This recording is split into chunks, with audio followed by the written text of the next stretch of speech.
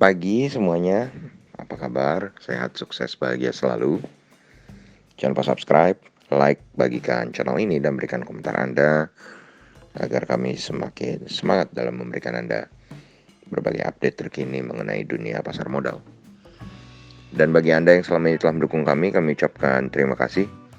Kami doakan Anda selalu diberikan kesehatan, rezeki, dan kebahagiaan yang melimpah. Jangan lupa aktifkan lonceng notifikasi agar Anda tidak tertinggal setiap kami mengeluarkan update terbaru. Dan langsung saja kita mulai dengan apa yang terjadi di market Amerika pada penutupan hari Jumat. Market Amerika ternyata mengalami kenaikan yang cukup signifikan, cukup besar karena adanya laporan data pengangguran di Amerika yang ternyata melebihi ekspektasi. Data yang cukup baik ini mengerek bursa Amerika kembali melaju kencang. Dow Jones mengalami kenaikan 0,52% atau 179,4 poin ke 34.756. Sedangkan saham-saham teknologi Nasdaq mengalami kenaikan 1,47% atau 199,98 poin ke 13.815. S&P 500 mengalami kenaikan 0,88% atau 37,04 poin ke 4.230. Sedangkan kalau kita lihat dari market Eropa, FTSE 100 Index London mengalami kenaikan tipis 0,07% atau 4,7 poin ke 7.069. DAX Frankfurt mengalami kenaikan 0,39% atau 60,2 poin ke 15.693. Sedangkan CAC Prancis mengalami kenaikan 0,12% atau 7,7 poin ke 6.516. Dan kalau kita lihat dari US 10-year bond sendiri atau obligasi 10 tahunan Amerika mengalami penurunan yang cukup dalam, yaitu 4% atau 0,065 poin ke 1,56.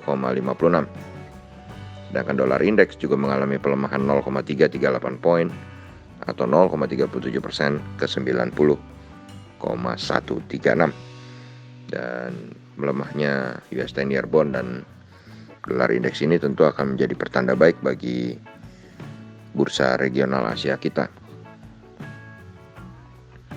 Kemudian kalau kita beralih ke kurs rupiah saat ini diperdagangkan di 14.295 atau melemah 10 poin atau 0,07%. Sedangkan TLKM NYSE atau saham PT Telkom yang diperdagangkan di New York Stock Exchange atau yang diperdagangkan di Amerika mengalami lesatan yang cukup tinggi 1,01 poin atau 4,15% ke 25,34. Ini membawa harga Telkom di Amerika 3.628.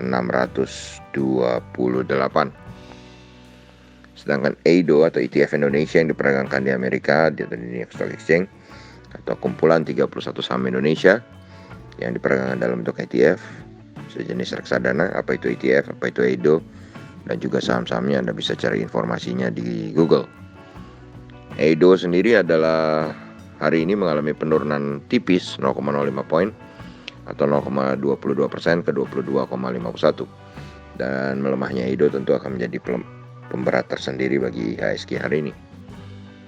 Sedangkan kalau kita lihat dengan turunnya dolar indeks, maka pasar komoditi kembali bergairah, di mana oil atau WTI oil atau minyak Western Texas Industries Oil ini naik 0,74 poin atau 1,07% ke 69,62. Gold atau emas naik 18,9 poin atau 1,1% ke 1.892 US dollar per troy ounce. Timah mengalami kenaikan 550 poin atau 1,82% ke 30.712,5. Nikel mengalami kenaikan 0,42% atau 75 poin ke 17.995. Silver mengalami kenaikan 0,34 poin atau 1,23% ke 27,90. Copper mengalami kenaikan 1,38% atau 6,15 poin ke 452,9. Sedangkan batu bara Newcastle untuk kontrak bulan Juni masih mengalami kenaikan 0,75 poin atau 0,63% ke 119,75. Tapi untuk kontrak bulan Juli sudah mengalami penurunan cukup dalam 2,35 poin atau 2,09% ke 110,25. Sedangkan untuk batu bara Rotterdam kontrak bulan Juni mengalami kenaikan 0,75% atau 0,75 poin ke 101,25. Sedangkan untuk kontrak bulan Julinya mengalami penurunan 0,10 poin atau 0,1% ke 98,5. CPO mengalami penurunan 0,46% ke 4.130.